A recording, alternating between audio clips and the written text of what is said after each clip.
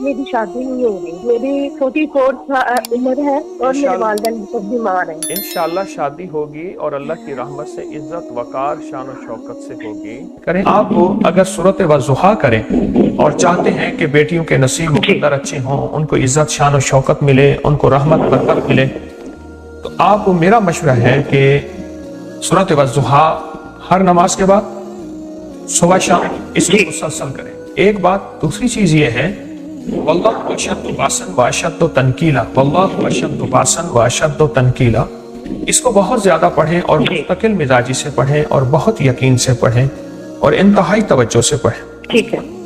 और एक चीज और कर लें, एक चीज और कर लें, बेटी के बाल जो उतरे, उन बालों को, बेटी के बाल जो उतरे उनको एक खुशबू को इत्र लगाएं, लेकिन परफ्यूम ना हो, स्प्रे वाला कोई इत्र खुशबू हो, इत्र लगा के उन बालों के ऊपर या लतीफो या वदूदो एक तस्बीह सुबह शाम पढ़ के रख दें। जो भी ये अमल करेगा उसके नसीब मुकद्दर अच्छे होंगे, इज्जत शान शौकत होगी, खैर व बरकत होगी। इंशाल्लाह शादी होगी और अल्लाह की रहमत से इज्जत वकार शान शौकत से होगी।